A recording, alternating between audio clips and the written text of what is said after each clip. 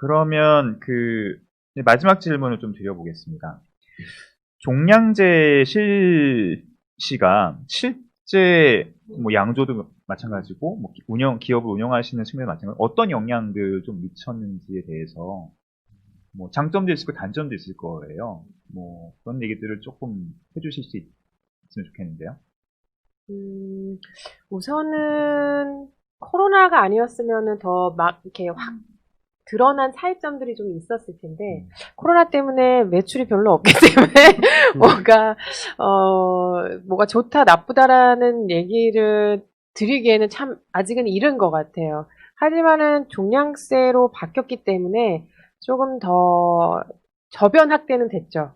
왜냐면은 사람들의 기대 심리가 많이 높아지면서 수제 맥주 같은 것도 이제 시장에서 많이 만날 수 있겠구나라는 생각을 했고, 솔직히 리테일에서 뭐 가격을 너무 좀 심하게 책정을 해서 수제 맥주들이 10,000원에 4캔에 지금 팔리고 있어서 그런 걸로 저변 획대라고 말하기엔 좀 슬프기는 하지만 그래도 그런 식으로라도 되어 있기 때문에 조금 더 많은 분들께 수제 맥주를 알릴 수 있는 계기가 된 게 아닐까라는 생각도 그거는 한편으로 가격이 싸졌기 때문에 그렇게 생각하시는 건가요?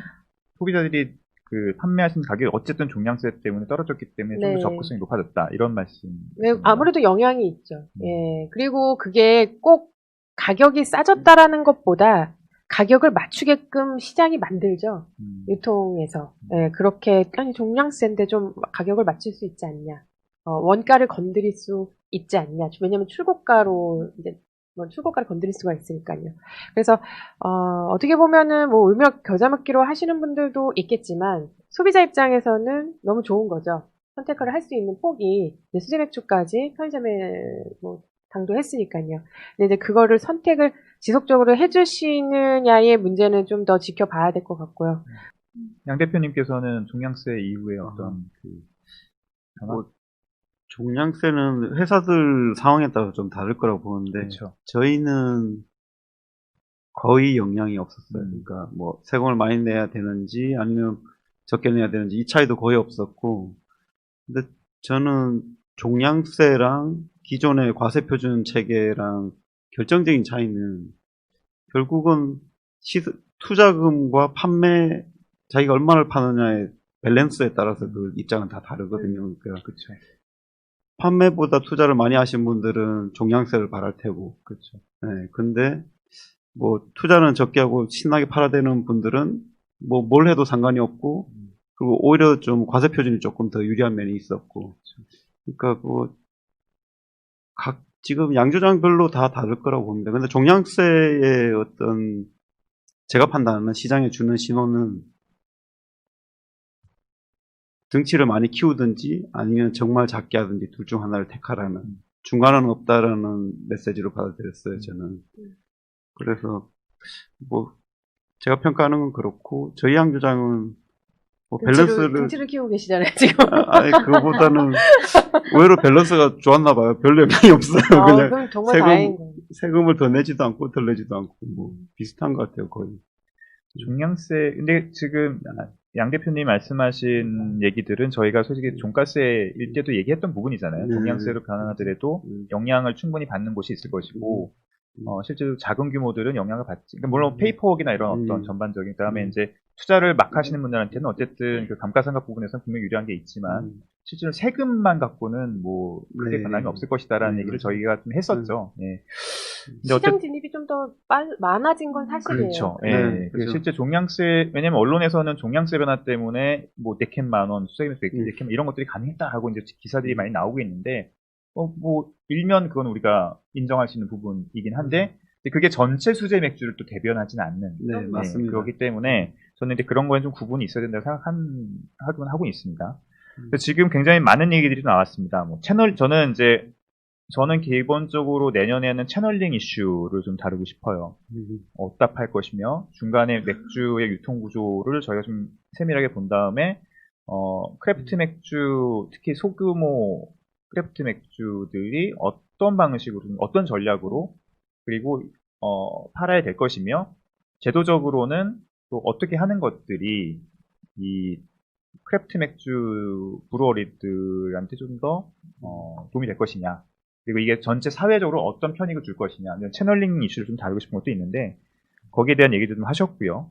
그리고 이제 그랬을 경우에 온라인에 대한 얘기도 하셨어요. 온라인도 채널링 이슈거든요. 근데 온라인에 대한 얘기를 하시면서 지금 종양세랑 똑같이 온라인이 돼도 뭐 각자가 미치는 영향이 좀 다르게 다가오겠죠. 근데 그런 것들이 어떤 것이 될 것이냐, 좀 내년에 좀 얘기하고 싶고, 또 이제 그 안에서 이제 수제 맥주라고 하는 씬이 커지게 되면서 이제 또 분화가 되죠. 네, 같은 수제 맥주의 틀이 아닐 수 있는 뭐 정말 작은 곳, 4캔 10,000원 할 수 있는 곳 이게 나눠지면서 그런 것들이 또 어떻게 크래프트 맥주를 또 정의할 수 있을 것이냐 뭐 이런 여러 이슈들이 있는데 좀 이런 이슈들을 요번에는 저희가 이제 크래프트라고 하는 굉장히 모호한 개념으로 이런저런 얘기 나눠봤는데 내년에는 좀 이렇게 좀 구체적인 이슈를 갖고 조금 더 깊게 그리고 현장의 얘기들을 조금 들어보고 또 반영하신 또 그런 공개 세미나를 좀 했으면 좋겠다는 생각이 들고요. 시간이 거의 다 됐는데 각자 우리 좀 한 말씀씩 좀 하시고 오늘 시간 좀 정리를 좀 해볼까요? 어떻게 양 대표님부터. 그냥 제가 보는 시장에 대해서 말씀드리고 싶은 게, 우리가 정말 이제 시작한 지 얼마 안 됐으니까, 뭐, 제대로 돼 있는 게 별로 없을 거예요. 문화도 별로고, 소비자들도 별로고, 뭐, 만드는 사람들도 별로고. 근데 시작이니까 이 것들이 뭐, 허용이 되는 것 같아요. 그리고 뭐 지금 다들 힘들어하고 있지만 저는 근본적으로는 수제맥주 시장에 대해서 되게 긍정적으로 보고 있어요. 근데 그 긍정적인 어떤 미래에 우리 양주장이 있을지 없을지는 잘 모르겠지만, 그러니까 전체적으로 저는 매우 긍정적으로 보고 있습니다. 그래서 뭐 다들 힘들어하시지만 결국은 네, 좋은 날 올 거다. 근데 그날이 뭐 내 날인지 남 날인지 잘 모르겠지만 뭐 하여튼 그렇습니다. 이런 말씀 좀 기본적으로 조금 이렇게 된다라는 마음으로 시장을 보고 있습니다. 민정 대표님도 네, 말씀해 주시죠. 사실 이 수제 맥주의 시장은 앞으로 커지기는 할 거예요. 규모는. 왜냐면은 지금 뭐 2% 시장에서 분명히 5%까지 최소 성장을 할 테고 그 안에 대기업들이 많이 더 뛰어들어서 지금 회사들을 조금 많이 인수하면서 또 시장 파일을 사실 키워 나갈 거고요. 예. 그래서 발전은 하겠지만 그 안에 이제 살아남는 브루어리들과 또 어떻게 하면은 또 새로 진입을 해서 어떻게 이 시장을 또 극복하면서 헤쳐나가게 될지 저도 한번 지켜보고 연구를 좀 저희도 살아남기 위해서 그동안 사실 존버 얘기 되게 많이 들었거든요. 진짜 잘 버텼거든요. 그래서 어떻게 하면은 더 버틸 수 있을지 저희도 한번 고민해 볼 텐데요. 많이 예뻐해 주세요. 여러분의 많은 사랑이 필요할 때입니다. 네, 김현 교수님. 저는 크래프트 맥주에 저는 종사자는 아니지만 종사자가 되고 싶은 한 사람으로서 이런 플레이어들의 이야기들이 좀 거침없이 좀 과감하게 하지만 친절하게 뭔가 공유되고 뭔가 논의될 수 있는 모습이나 그런 장이 있다면은 그게 어떻게 보면은 각 브루어리가 가지고 있는 뭐 마케팅적인 한계라든지 아니면 어떤 전달력의 한계를 좀 더 해소시킬 수 있는 방안도 되지 않을까 그렇게 생각이 들어서 오늘 같은 자리에 같이 함께 할 수 있어서 굉장히 영광이었고요. 앞으로 이런 자리가 생긴다면 더 많은 플레이어들과 또 더 많은 사람들에게 이야기가 가닿길 바랍니다. 진짜 좋은 말씀 해주셨고요. 김현 교수님 저도 전적으로 동의하는 바입니다. 이런 얘기들이 이제 조금 우리가 좀 이제 해야 될 것 같아요. 그래서 현장에서 이제 하는 얘기들, 그다음에 이런 것들이 조금 이제 이런 채널을 통해서 대중들한테 전달이 되면 우리가 얘기한 아까 크래프트 혹은 진정성 이런 것들도 알게 될 것이고 또 하나는 저는 마지막으로 드리고 싶은 말씀은 그런 말씀들 하시는 경우들이 있어요. 크래프트 맥주를 왜 먹어야 되느냐 이렇게. 근데 제가 갖고 있는 대답 중에 몇 개 중에 하나는 어쨌든 라거 시장, 또 대기업 라거 시장이 뭐 90% 이상, 95% 이상을 지금 맥주 시장을 점유를 하고 있는데 그들이 잘못됐다는 게 아니고 그런 시장은 필연적으로 성장하지 못합니다. 절멸을 할 수밖에 없어요. 다양한 시장들, 투닥투닥하지만 여러 가지 다양한 어떤 의견들과 뭐 어떤 생각들이 있는 어떤 사회와 시장이 어쨌든 발전, 변화, 진화를 할 수 있다고 생각을 하거든요. 그런 측면에서는 오히려 이렇게 소규모, 작지만 진정성을 갖고서는 맥주를 만드시는 분들, 그런 맥주들을 같이 마시면서 이 맥주 전체 맥주 시장의 다양성을 좀 더 만들어내고 그러면서 함께 성장할 수 있는 파이가 커지는 게 굉장히 중요하잖아요. 그런 것들이 중요하다고 생각하기 때문에 그런 어떤 지점들을 좀 같이 고민해 봤으면 좋겠고 또 그런 의미에서 크래프트 맥주들, 지역 맥주들, 동네 맥주들을 좀 더 많이 좀 관심 갖고 지켜봐 주셨으면 한다는 생각을 하고 있습니다.